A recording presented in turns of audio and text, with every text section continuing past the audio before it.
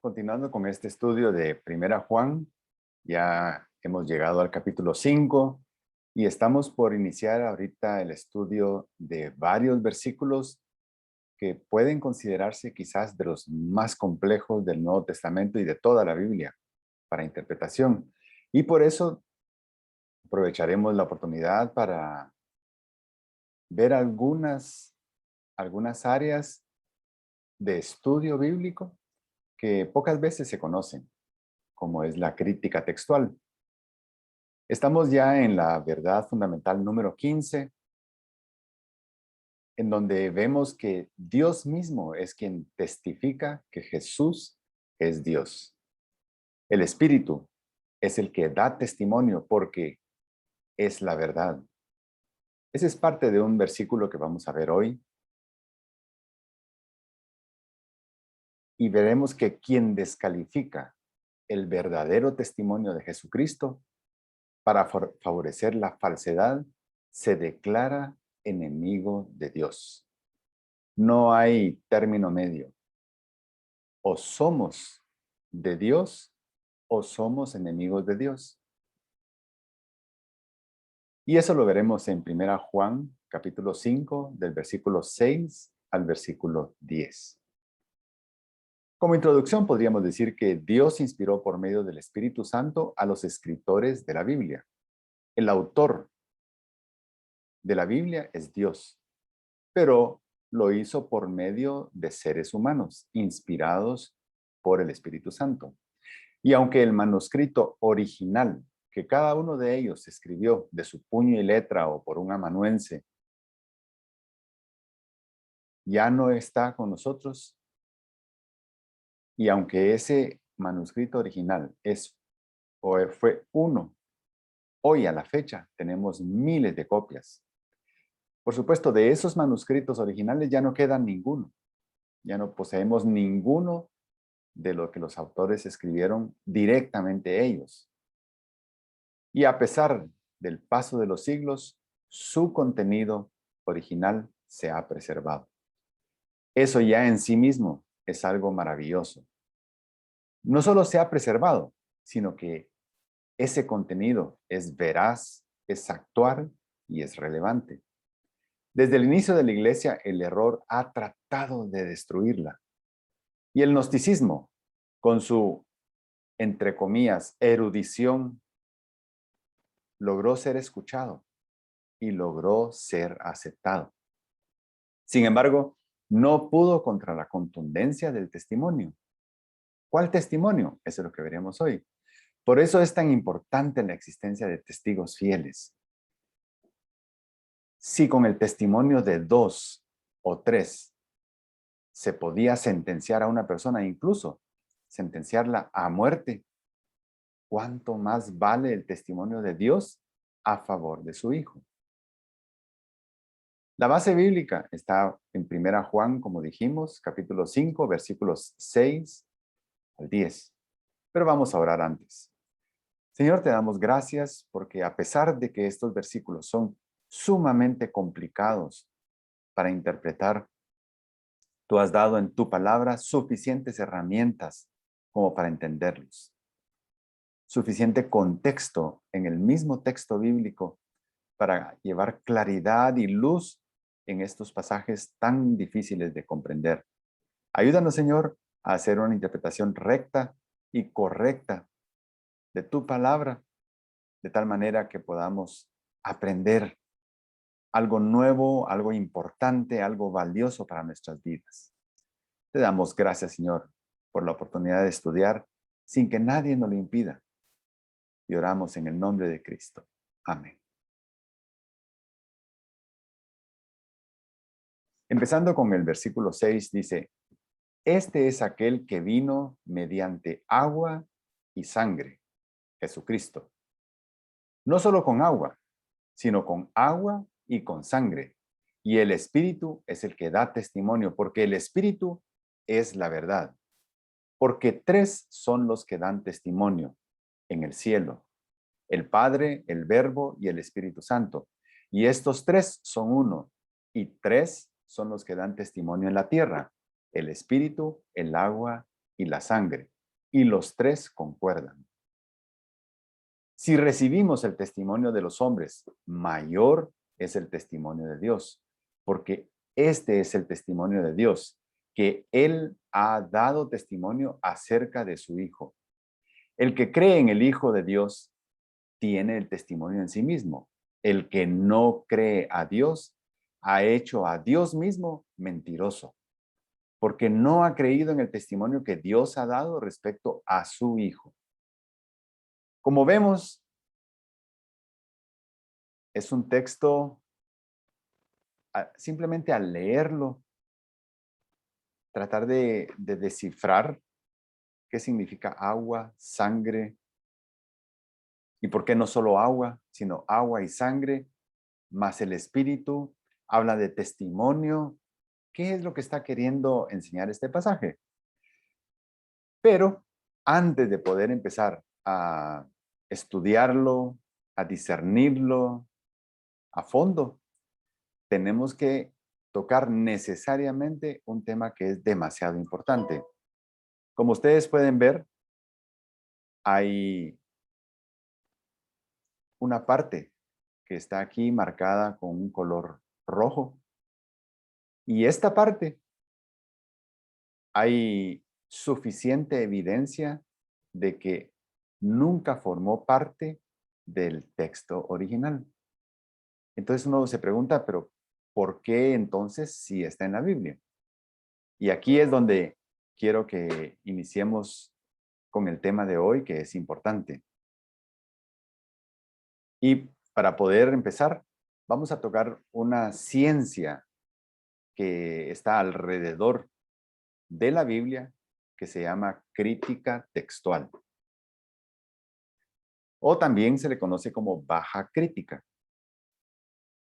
Y esta ciencia específicamente se enfoca en dilucidar, en determinar, en analizar cuál de toda la evidencia bíblica que hay hoy, cuál de ellas es la más cercana al escrito original. Ese es el trabajo de la crítica textual, determinar cuál de la evidencia, de los manuscritos, de los fragmentos que tenemos hoy, corresponde más a lo que escribió el autor original. Y ahí vamos a empezar a decir que un manuscrito autógrafo, hay muchos manuscritos, pero el manuscrito autógrafo es el que escribió el autor, ya sea él mismo o por medio de un amanuense, usando un cálamo. Estamos hablando de algo que fue escrito en el siglo I. Y la forma de escribir era como un cálamo. Un cálamo era una como pedacito de junco sólido, fuerte, y en el cual se cortaba del largo de un lapicero actual, de una pluma actual, pero se cortaba en una forma diagonal en la punta, de tal manera que se podía introducir en la tinta y con él escribir. Muy parecido a una pluma fuente. Pues existieron esos manuscritos. Por supuesto, fueron escritos por los diferentes escritores del Antiguo, del Nuevo Testamento, pero específicamente ahora estamos estudiando el Nuevo Testamento en el siglo I, con los recursos que había en ese entonces. Cuando el autor enviaba una de estas cartas, lo hacía normalmente a una iglesia, a un hermano, a una congregación, a un grupo, y cuando ese manuscrito llegaba a la iglesia, ellos hacían lo que hoy podríamos decir copy-paste. ¿Por qué? Imagínense, Pablo escribió una carta, Juan escribió una carta. Veamos el caso de Juan. Juan escribe una carta rotativa para las iglesias de Éfeso. Pero Éfeso estaba en un punto central donde había mucha posibilidad que llegaran gentes de Grecia, o personas del área de Jerusalén y Judea, o de Roma, o de otros lugares, y y supieran de primera mano que se estaba leyendo algo que el apóstol Juan acababa de enviar. Como era una carta rotativa, seguramente se leía hoy en Esmirna y mañana en Pérgamo y después en la Odisea, y estaba rotando.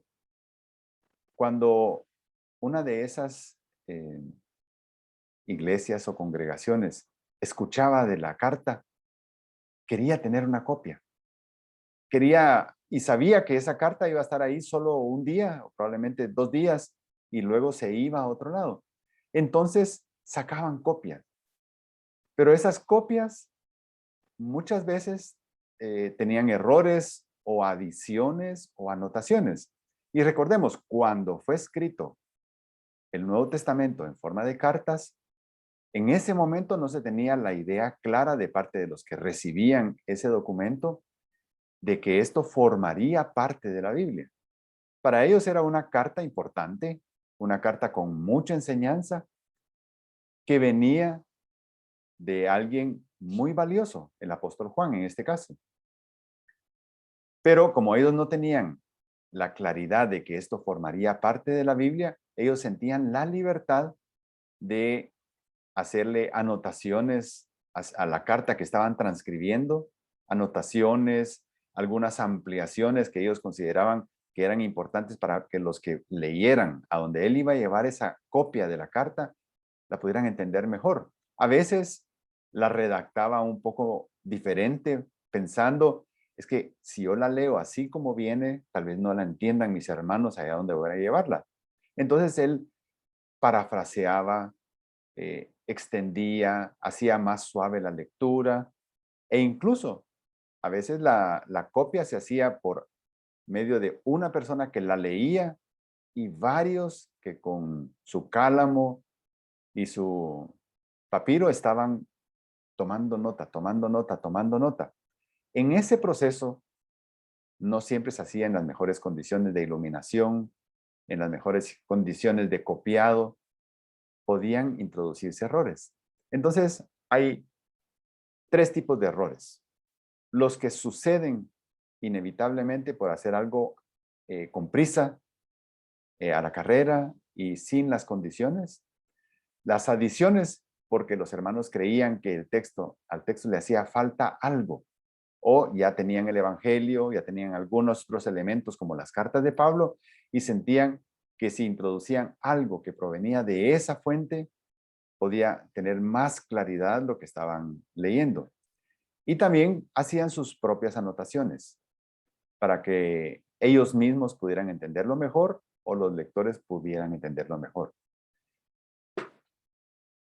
Esta situación empeoraba aún cuando al pasar del tiempo se hacían copias de las copias, porque entonces algunos errores o algunas adiciones empezaban a quedar plasmadas ya más permanentemente, porque quienes hacían copia de la copia no podían tener la certeza de si algo era una adición o formaba parte del texto original. Entonces, lo añadían como parte del texto original. Y a todas esas diferencias se les llama lecturas variantes. Y son miles de lecturas variantes. Aunque la mayoría de ellas, la gran mayoría de ellas, no alteran la doctrina fundamental. Y eso es importante que lo sepamos. Sí, hay muchas variaciones que aparecieron a lo largo de la historia, pero no afectan la doctrina importante, la doctrina fundamental. Hoy en día no existe ya ningún manuscrito autor. No tenemos en nuestra mano lo que los autores escribieron directamente ellos. Esa carta que enviaron a Éfeso, esa carta que Pablo envió a Filipos, a Tesalónica, a Roma, no las tenemos, pero tenemos suficiente evidencia. A la fecha hay más de 5.800 de estos manuscritos o pequeños fragmentos. 5.800. ¿Cuál de ellos se acerca más al manuscrito autógrafo si ese manuscrito ya no existe? Esa es una pregunta difícil, muy difícil. Sin embargo, no es imposible de responder. Y ahí viene la tarea de estos eruditos. Una tarea que de ninguna manera es despreciable. De ninguna manera es despreciable. Es más, es el recurso que Dios ha dado para mantener puro el mensaje que Él dejó para el ser humano. Para poder entender cómo es que ellos pueden hacer este trabajo, tenemos que ver algunos puntos importantes. Por ejemplo, acerca del material de cada uno de estos manuscritos. En el siglo, de los siglos 1 al 3, el material que se usaba principalmente era papiro. De los siglos 4 hasta el siglo 11, el material que se usó fue pergamino. Pero del siglo 11 en adelante hasta la era de la imprenta, donde ya el material ya no era a mano, sino era impreso. Ahí estamos hablando del siglo 15, ya se usaba papel. Entonces, el material nos da una idea de la antigüedad del manuscrito. Pero por otro lado, tenemos la escritura. El Nuevo Testamento en su inmensa mayoría está escrito en griego, en un tipo de griego común. Koiné significa griego común, griego vulgar. Pero del siglo I al siglo IX, la forma de escribir el griego koiné era uncial, o era solo en mayúsculas. Uncial significa en mayúsculas, solo en mayúsculas. Del siglo X en adelante hasta el siglo XIV, se escribe, aparece o se crea el griego en minúsculas, que es el que tal vez nosotros más hemos visto de alguna manera.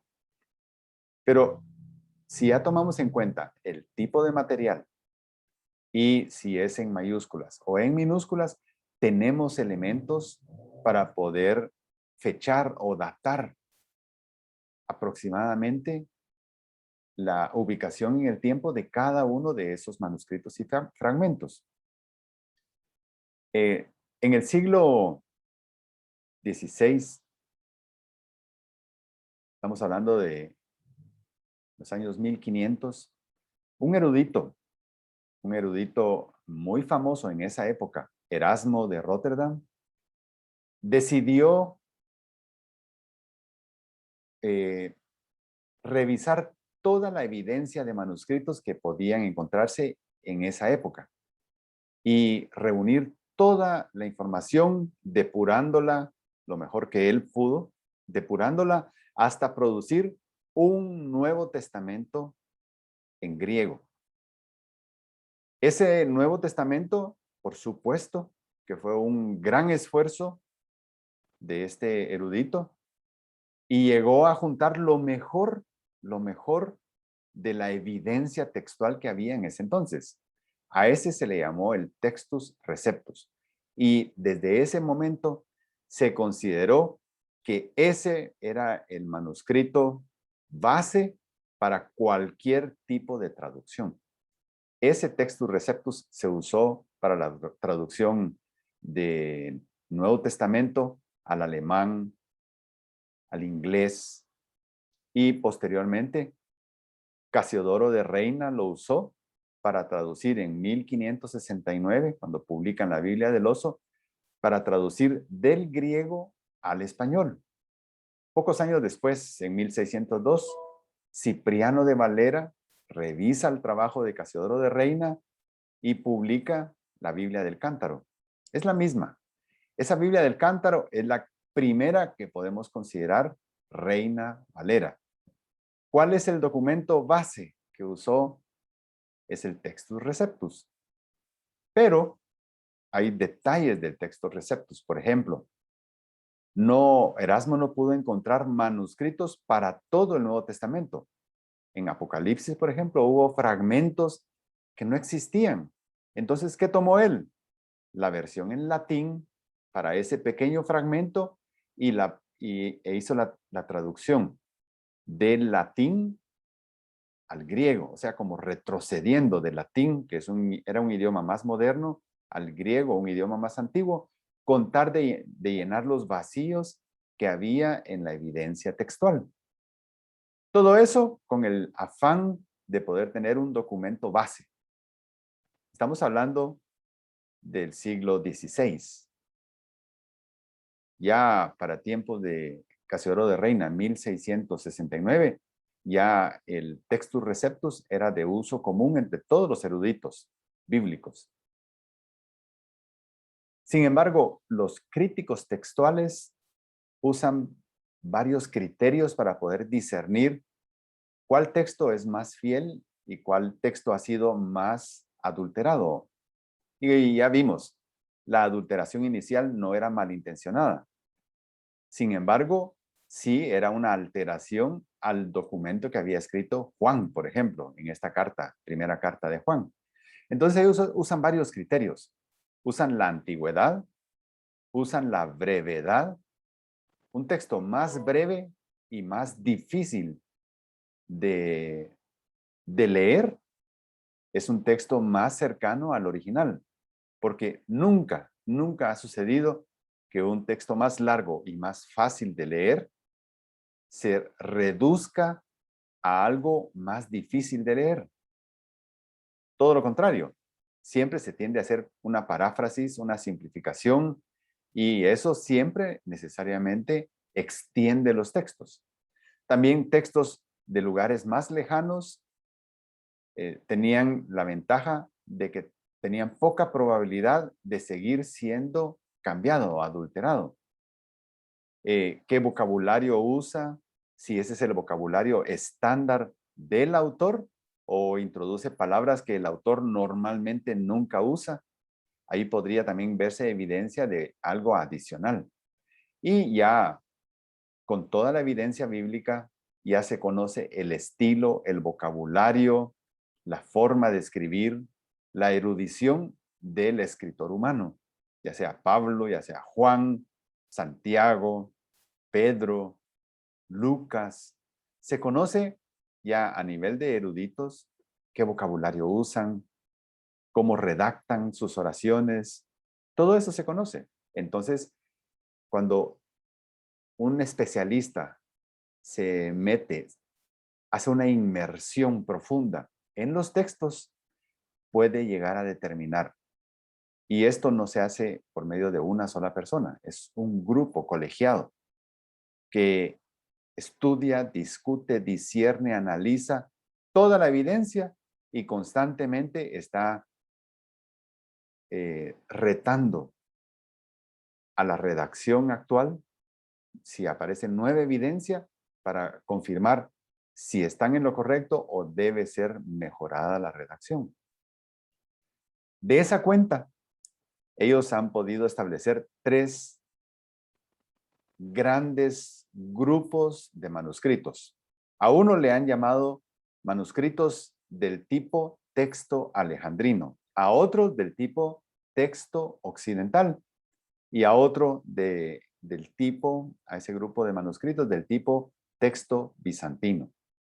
Estos son 3 grandes bloques, 3 grandes cajones o cajas o apartados donde podemos introducir la gran mayoría de manuscritos. Hay algunos otros tipos de texto, pero son menos frecuentes.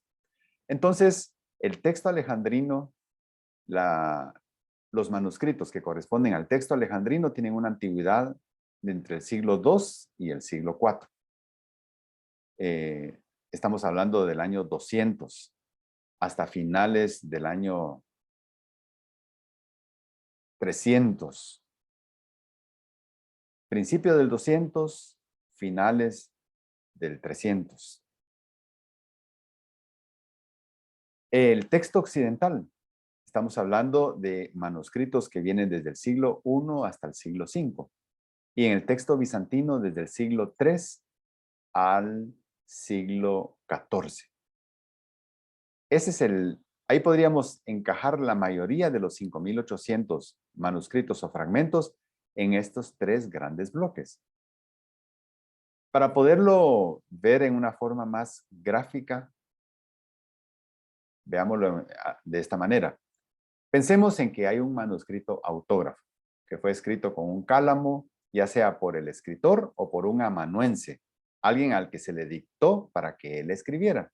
Y aquí es importante también entender que el amanuense podía tener diferente grado de erudición. Habían amanuenses con una calidad de griego muy alta, muy buena. Y habían amanuenses con un grado de conocimiento del idioma griego más limitado. Y entonces cuando el amanuense escuchaba lo que el autor estaba diciendo, él lo iba redactando de una vez de la mejor manera.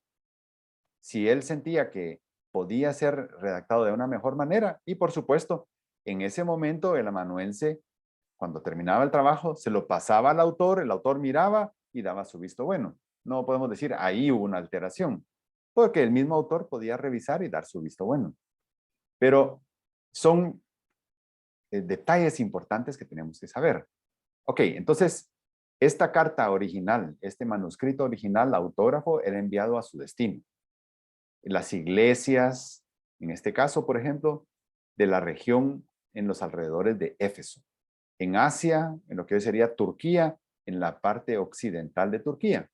Y ahí seguramente se hicieron copias. Sin embargo, no todas las copias, y lo estoy poniendo aquí con color, no todas las copias mantenían la línea de escritura y de fidelidad al texto original, en este caso, el escrito por Juan. En algunos casos se introdujeron errores o se extendió el texto, se parafraseó el texto, se le añadieron comentarios, de tal manera que ya muy temprano aparecieran variantes. Y esas variantes están aquí marcadas con 3 colores diferentes, pero solo una de ellas tiene bastante similitud al texto original. Ese proceso nosotros no lo vimos. Lo que quedan hoy es evidencias. Luego de esas copias, se hicieron copias de copias. ¿Y por qué se hacían? Porque se querían enviar a otros lados, porque los manuscritos se dañaban, se hacían copias de copias. Y es posible que ya en el siglo II, donde ya fue entendiendo la iglesia que las cartas de los apóstoles, de los escritores del Nuevo Testamento, realmente eran inspiradas por Dios y debían ser preservadas. Empezó a haber más cuidado, más fidelidad en copiar tal y como estaba el original. Pero para cada uno de ellos, el original era el que ellos habían recibido. Y entonces se hicieron copias bastante fieles de esos manuscritos que algunos ya tenían adulteraciones o cambios u omisiones, pero también seguía manteniéndose la posibilidad de cambios, de variaciones. En algunos casos, los copistas tenían acceso a solamente una parte del Nuevo Testamento de parte de un manuscrito y otra parte de otro manuscrito. Entonces había mezclas que ya arrojaban algo que ya no era ni de una línea ni de otra línea, sino combinaban. Por eso es tan difícil el trabajo actual de los eruditos que hacen crítica textual. Empezó a deteriorarse manuscritos, a desaparecer, a arruinarse, incluso a perderse. Ya de esa cuenta no tenemos el autógrafo. Vemos ahí gráficamente que desaparecen. Entonces solo van quedando algunos manuscritos de los cuales se siguen haciendo copias, algunas muy fieles, otras que siguen cambiando, pero manteniendo la línea. Las variaciones son pocas, así que podríamos decir que se parecen bastante al texto de donde fueron copiados. Sin embargo, otras introducían más cambios. Especialmente este tipo de cambios finales ya son por simplificar el texto, por hacerlo más fácil a la lectura. A la fecha, es una enorme cantidad de manuscritos, 5.800 manuscritos amplios y fragmentos que partieron de manuscritos autógrafos originales, pocos manuscritos autógrafos originales. ¿Cómo discernir? Y ahí ya vimos, hay tres grandes bloques. El texto bizantino, por ejemplo, es un texto extenso, las oraciones son más largas, es un texto muy refinado, es abundante, está muy bien preservado y casi todo el texto bizantino está escrito en minúsculas, no en unciales. Entonces, eso permite agrupar a todo este tipo de textos en un bloque, el texto bizantino. Hay otro grupo grande que también su escritura es extensa, hay mucha paráfrasis, o sea, mucha simplificación para un público con un vocabulario más sencillo. Entonces tiene paráfrasis y tiene adiciones. Adiciones que en su momento pudieron haber sido el comentario del copista y no el texto original. Y finalmente tenemos otro grupo que son del tipo texto alejandrino, que son muy breves, su redacción es breve, es austera, es difícil de entender en algunos casos, porque es una lectura breve, no es parafraseada, es bastante literal. Y usando los criterios de antigüedad, brevedad, dificultad para la lectura, lejanía, vocabulario y estilo del autor, los críticos textuales han llegado a la conclusión de que los textos tipo alejandrino son los más fieles al texto original.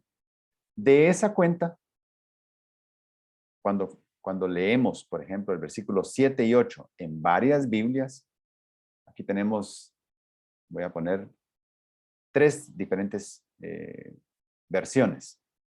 Por un lado tenemos la Nueva Biblia de las Américas. En esa Nueva Biblia de las Américas hay una anotación para este fragmento, el fragmento que dice, en el cielo, el Padre, el Verbo y el Espíritu Santo. Y estos tres son uno, y tres son los que dan testimonio en la tierra. Todo ese fragmento tiene un comentario en la Nueva Biblia de las Américas, que es la que estamos usando nosotros de base. Y ese tipo de llamada hay que leerla. Y en esa llamada dice, los manuscritos más antiguos no incluyen todo este párrafo. No lo incluyen. Sin embargo, la Reina Valera, que nació como una traducción del Textus Receptus, que en ese entonces era la mejor versión griega que se podía usar, el Textus Receptus sí incluía este pasaje. Pero el Textus Receptus usó manuscritos con una antigüedad, con muy poca antigüedad. Estamos hablando del siglo XII, siglo XIII. Esos eran los manuscritos que Erasmo usó. A la fecha hay manuscritos del siglo II, siglo III. Hay mucha más evidencia y se ha redactado un nuevo, podríamos decir, un nuevo Textus Receptus que es base para las traducciones de hoy. En ese nuevo texto griego, basado en la mejor evidencia que hay al día de hoy, ya se ha omitido este fragmento. Sin embargo, la Reina Valera no hace ninguna anotación y lo deja tal y como venía originalmente en el Textus Receptus. Cuando miramos en una Biblia, por ejemplo, la NBI, que está usando los manuscritos ya depurados más actuales, ni siquiera pone este pasaje, este texto que está arriba en rojo. Y solo escribe, tres son los que dan testimonio y los tres están de acuerdo, el espíritu, el agua y la sangre. Así fue como fue escrito originalmente. No estamos quitándole nada a la Biblia, porque estamos quitándole algo que nunca estuvo ahí. NBI hace la observación. Desde la palabra en el cielo hasta la palabra tierra, todo este fragmento, dice, este pasaje se encuentra en manuscritos posteriores de la Vulgata Latina, pero no está en ningún manuscrito griego anterior al siglo XIV. Imagínense. No está en ningún manuscrito anterior al siglo XIV. Primera Juan se escribió en el siglo I. Y luego, este pasaje no estuvo en el siglo II, III, IV, V, hasta el XIV apareció. No tenemos por qué agregarlo, no tenemos por qué incluirlo. Y esto es importante que lo hayamos visto, porque así podemos limitarnos a el texto más breve. Otro tema rápidamente que vamos a ver es algunas características del gnosticismo. Porque dentro del gnosticismo, que era dualista, habían docetas y habían adopcionistas. Y ellos enseñaban que el espíritu es bueno y la carne o materia es mala. Que Dios, que es espíritu, no puede entrar en contacto con la materia.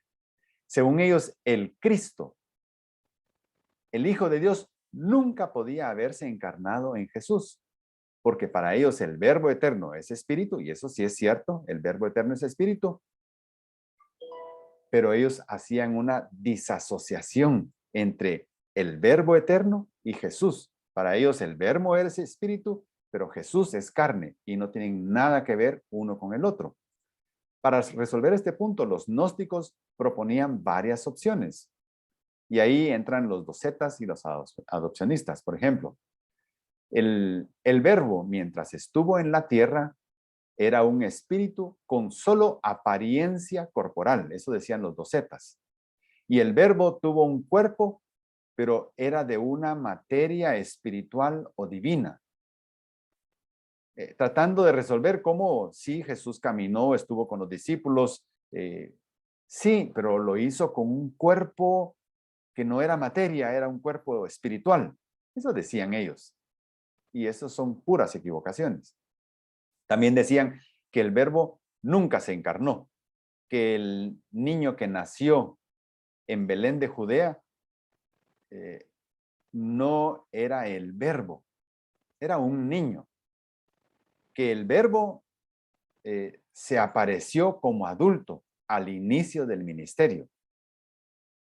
Y también otros, los adopcionistas, dicen que el Verbo eterno, el Hijo de Dios, poseyó o tomó prestado el cuerpo de Jesús desde el bautismo en el río Jordán y lo abandonó el cuerpo de Jesús justo antes de morir en la cruz. Que el cuerpo fue prestado por parte del Verbo, del Hijo de Dios. Todos estos son errores. Sin embargo, la iglesia le prestó atención, aceptó a estos gnósticos dentro de la membresía y empezó a recibir sus enseñanzas como enseñanzas de eruditos. Eso fue un grave error. Y por eso Pablo, Pedro y en esta carta Juan combaten ese tipo de error. Según ellos, a Jesús no se le puede llamar Jesucristo, porque Jesús no es Dios para ellos. Primera Juan 5, del 6 al 10, refuta, que es el texto que estamos viendo hoy, refuta el argumento gnóstico y aclara la doctrina a los hermanos que le estaban poniendo atención a los gnósticos, docetas o adopcionistas. Ahora sí, podemos empezar. Y perdón por la introducción tan larga, pero era importante. Este es aquel que vino mediante agua y sangre, Jesucristo. Este es aquel. Y cuando termina con Jesucristo, estamos hablando aquí, o este texto habla claramente de Jesús como Hijo de Dios. Y eso lo podemos ver claramente en el versículo anterior, que está hablando de Jesús como Hijo de Dios. Y recordemos, este es uno de los textos más difíciles de entender, de interpretar de todo el Nuevo Testamento y de toda la Biblia. Para ratificar que Jesús es el Hijo de Dios, usa el nombre humano divino del Mesías, Jesucristo. Cuando usamos el nombre Jesucristo, estamos hablando de el ser humano, Jesús de Nazaret, pero también estamos hablando del Verbo eterno, el Cristo, el Mesías, el Hijo de Dios, unidos en una sola persona, Jesucristo. Y Jesucristo vino mediante agua y sangre. Y aquí empiezan los problemas de interpretación. Este mediante, en el texto original es la palabra dia, la palabra griega dia. Pero dia tiene muchas formas o posibilidades de traducción. Una es traducirlo o interpretarlo como por o como en. Entonces podríamos decir, este es aquel que vino por agua y sangre o en agua y sangre. Y algunos han interpretado esto como las dos ordenanzas que dio Jesús. Bautizarse y tener el memorial de la Santa Cena. Entonces, para ellos, este texto está hablando de que el bautismo y la Santa Cena son las que nos traen a nosotros a Jesucristo. Eso ya es un error. Porque estos dos actos son actos simbólicos. Importantes, sí, y ordenanzas de Jesús, sí, pero son actos simbólicos. Son memoriales. Son para hacernos recordar que hemos muerto al pecado y hemos nacido de nuevo. O para hacernos recordar que Cristo murió, fue lastimado en su cuerpo, fue molido en su cuerpo y su sangre fue derramada. Eso, el mismo Jesús dio el significado memorial, por ejemplo, de la Santa Cena. Otra interpretación que se puede dar de día es con o durante. Entonces podría decirse, aquel que vino con agua y sangre o durante el agua y durante la sangre. Algunos de los intérpretes de esta corriente ven en este texto cuando el soldado romano perfora el costado de Jesús y de ahí brota agua y sangre del costado. Sin embargo, que Juan se esté refiriendo a que Jesucristo, el Verbo eterno, vino con el agua y la sangre que estaba saliendo del costado de Jesús en la cruz, tampoco tiene ningún sentido. No encaja en el contexto. La otra interpretación de la palabra día es mediante, a través de o por medio de.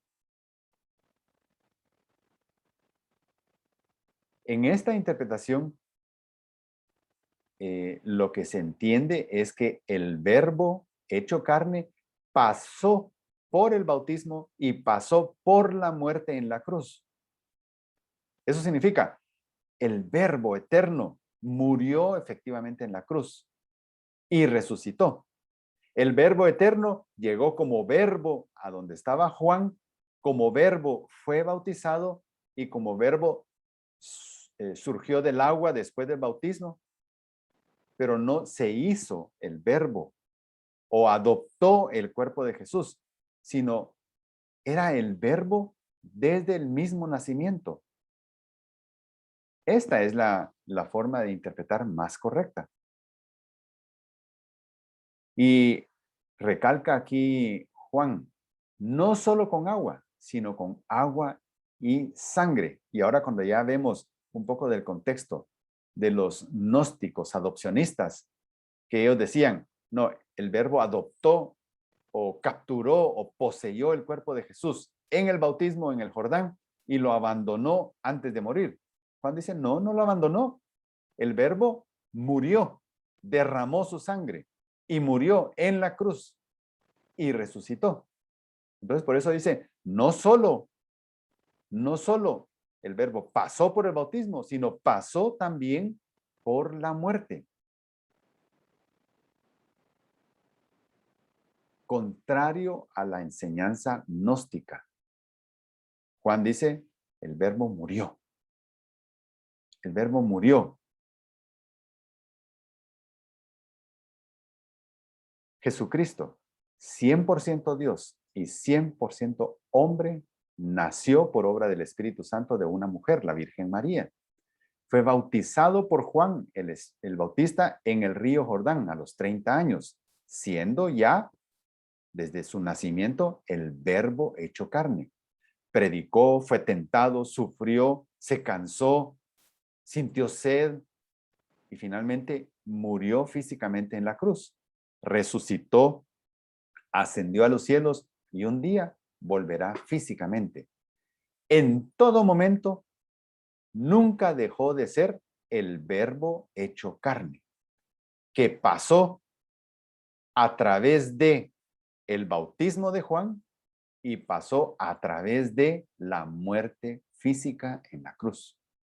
Y el Espíritu es el que da testimonio, porque el Espíritu es la verdad. El Espíritu testifica la veracidad de su concepción, y eso lo podemos ver en Lucas 1:35. El Espíritu Santo vendrá sobre ti y el poder del Altísimo te cubrirá. Por eso el niño que nacerá será llamado Hijo de Dios. ¿Quién está diciendo eso? El Espíritu Santo. Como testigo de esa concepción. También el Espíritu testifica la veracidad de su bautismo. Después de ser bautizado, Jesús salió del agua y los cielos se abrieron y vio al Espíritu de Dios que descendía sobre él. Mateo 3:16, atestiguando ese momento. El Espíritu testifica la veracidad de su tentación. En Mateo 4:1 dice, entonces Jesús fue llevado por el Espíritu al desierto para ser tentado. Durante la tentación, el Espíritu estaba ahí, dando testimonio. El Espíritu testifica la veracidad de su enseñanza. En Juan 6:63 dice, el Espíritu es el que da vida. La carne para nada aprovecha. Las palabras que yo les he hablado son espíritu y son vida. El Espíritu también testifica la veracidad de sus milagros en Mateo 12:28. Pero si yo expulso los demonios por el Espíritu de Dios, entonces el reino de Dios ha llegado a ustedes. Y eso es justamente lo que hacía. Por el Espíritu de Dios, Jesús expulsaba demonios. ¿Qué vemos ahí? El Espíritu dando testimonio de los milagros de Jesús. El Espíritu testifica la veracidad de su muerte. Y en Hebreos 9:14 encontramos, ¿cuánto más la sangre de Cristo, quien por el Espíritu eterno, Él mismo se ofreció sin mancha a Dios, purificará nuestra conciencia de obras muertas para servir al Dios vivo? ¿Quién está atestiguando ahí la muerte? El Espíritu Santo.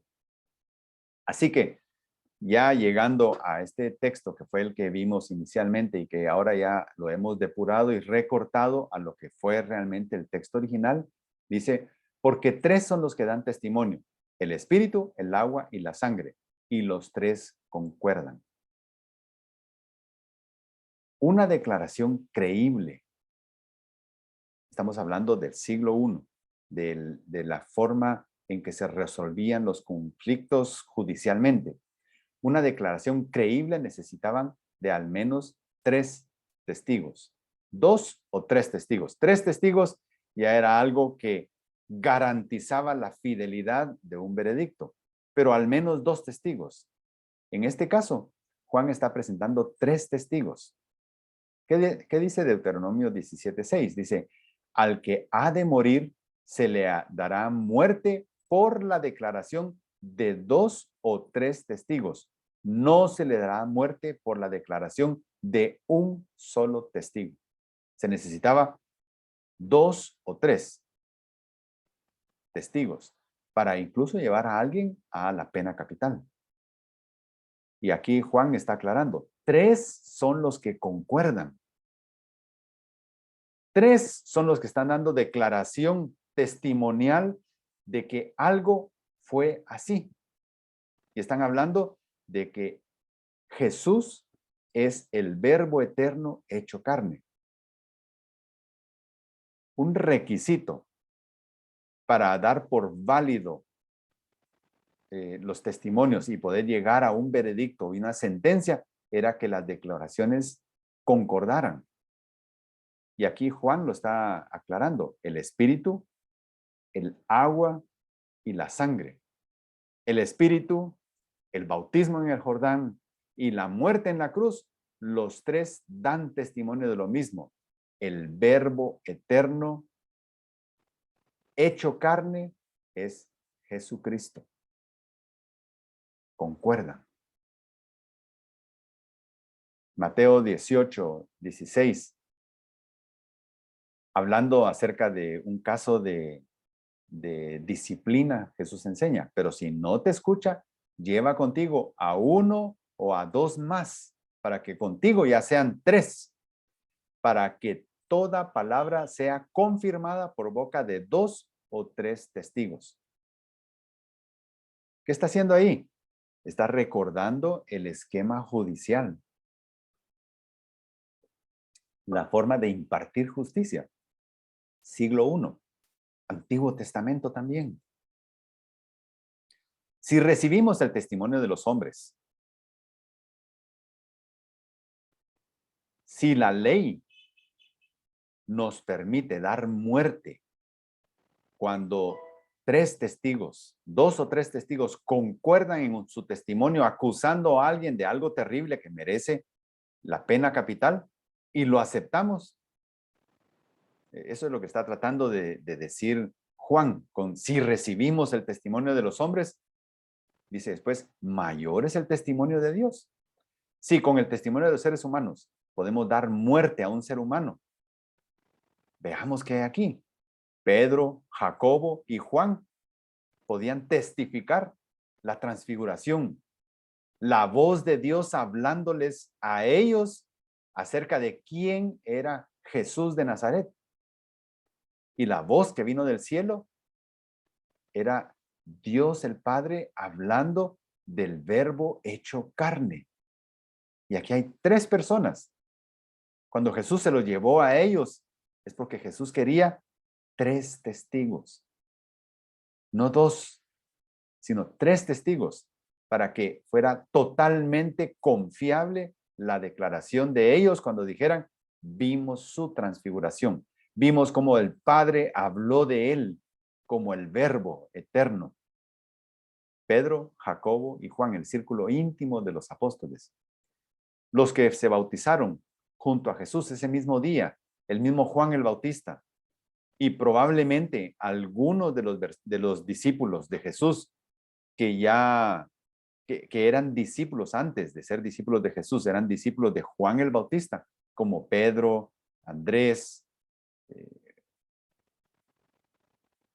Juan, su hermano Jacobo, todos ellos eran discípulos de Juan el Bautista. Mateo 17, 1, 2 y 5 dice, Jesús tomó con él a Pedro, a Jacobo y a Juan. Delante de ellos se transfiguró. Una nube luminosa los cubrió y una voz salió de la nube diciendo, este es mi Hijo amado, en quien yo estoy complacido. Óiganlo a él. Dios el Padre hablándole a 3 testigos. Dice, mayor es el testimonio de Dios. ¿Qué podemos decir si el testigo es Dios mismo? Es Dios Espíritu Santo. ¿Qué podemos decir? Porque este es el testimonio de Dios, que Él ha dado testimonio acerca de su Hijo. Que Jesucristo, su Hijo, es 100% Dios y es 100% hombre, que fue enviado al mundo para cumplir su plan de salvación, que solo en el nombre de su Hijo Jesucristo hay salvación, que su Hijo es eterno y nunca ha dejado de ser Dios. Mateo 3, 16, 17 dice, después de ser bautizado, Jesús salió del agua inmediatamente y los cielos se abrieron en ese momento y él vio al Espíritu de Dios que descendía como una paloma y venía sobre él. Y se oyó una voz de los cielos que decía, este es mi Hijo amado, en quien me he complacido. Ahí no está hablándole a Jesús, está hablándole a todos los que estaban presentes en el momento del bautismo de Jesús, porque está hablando en tercera persona de su propio Hijo, Dios el Padre. Entonces, ahí hay muchos testigos de Dios el Padre hablando acerca de Dios el Hijo. El que cree en el Hijo de Dios tiene el testimonio en sí mismo. Y esto para nosotros es un misterio que ya está totalmente aclarado. El que cree efectivamente que el Señor Jesús es el Cristo, el que ha sido salvado por fe de la condenación eterna, el que ha sido perdonado, regenerado y ahora es hijo de Dios, él tiene a Dios en su corazón, tiene el Espíritu Santo en su corazón. Por lo tanto, tiene el testimonio en sí mismo. Juan 1:12 dice, pero a todos los que le recibieron, les dio el derecho de llegar a ser hijos de Dios, es decir, a los que creen en su nombre. Y Gálatas 4:6 dice, y porque ustedes son hijos, Dios ha enviado al Espíritu de su Hijo a nuestros corazones, clamando, Abba Padre. Mora en nosotros, vive en nosotros permanentemente. El que no cree a Dios ha hecho a Dios mentiroso, continúa el versículo 10. El que no cree a Dios, el que no cree que Jesucristo es Dios. Y ahí tenemos que incluir a sectas muy famosas de hoy en día, que se presentan como iglesias muy con enfoque a la familia y donde se presentan situaciones familiares muy lindas, donde se presentan niños corriendo en pastizales de color dorado, compartiendo con ovejas, con leones, con serpientes, en total paz y armonía. Son sectas que enseñan que Jesús no es Dios. Aquí dice, el que no cree a Dios ha hecho a Dios mentiroso. Son sectas mentirosas, arropadas de un nombre cristiano, que un nombre que parece venido de Dios, de la Biblia, sacado de la Biblia, pero no, son sectas mentirosas. El que no cree a Dios no recibe los beneficios de la muerte de Cristo. ¿Por qué? Porque no cree que Jesucristo es Dios y por lo tanto no cree que Jesucristo es capaz de perdonar los pecados y dar vida eterna. Aún vive en un estado de condenación eterna. Ha hecho a Dios mentiroso. En su corazón hay incredulidad y hay soberbia. Y con sus acciones y decisiones están diciendo, Dios miente. Juan 3:18 dice claramente, el que cree en él no es condenado. Este es en el Evangelio que escribió Juan, el mismo apóstol que escribe la primera carta de Juan. El que cree en él no es condenado, pero el que no cree ya ha sido condenado, porque no ha creído en el nombre del unigénito Hijo de Dios. Eso está en Juan 3:18. ¿Por qué? Porque no ha creído en el testimonio que Dios ha dado respecto de su Hijo. No ha creído. Han decidido no creer a pesar de toda la evidencia. de la evidencia de Dios por medio de las maravillas de su creación, de la evidencia de Jesucristo al ver su sacrificio infinito por amor, de la existencia de el Espíritu Santo al ver vidas transformadas. En toda esa evidencia que existe en medio de nosotros, que la podemos ver o por la Escritura o por los testimonios de quienes han sido transformados por medio del Espíritu Santo, no creen. Sin embargo, hacen uso del libre albedrío, ese mismo libre albedrío que Dios les ha dado, hacen uso de él, por lo que Dios permite que vivan sus decisiones y, por supuesto, todas las consecuencias de sus decisiones. Romanos 1, 28 y 32 dice, como ellos no tuvieron a bien reconocer a Dios, Dios los entregó a una mente depravada para que hicieran las cosas que no convienen. Ellos, aunque conocen el decreto de Dios, que los que practican tales cosas son dignos de muerte, no solo las hacen, sino que también dan su aprobación a los que las practican. Ese es el libre albedrío que Dios permite para el ser humano. De lo contrario, el ser humano no sería un ente libre, sería un robot. Pero nosotros somos entes libres, capaces de tomar decisiones, y Dios lo permite, pero las decisiones traen consecuencias. ¿Qué podemos concluir? El gnosticismo, igual que todo grupo sectario, trata de vender su verdad. Y no le importa la verdad, solo quiere hacer que prevalezca su posición. Por eso, pero eso no es nuevo. Desde el Edén podemos ver cómo Satanás tuerce lo que Dios le dijo a Adán en el Edén, lo tuerce. Ese mensaje que Adán le pasó a Eva, porque Dios así lo había dicho, Satanás trata de torcerlo para engañar a Eva. Y lo logra hacer.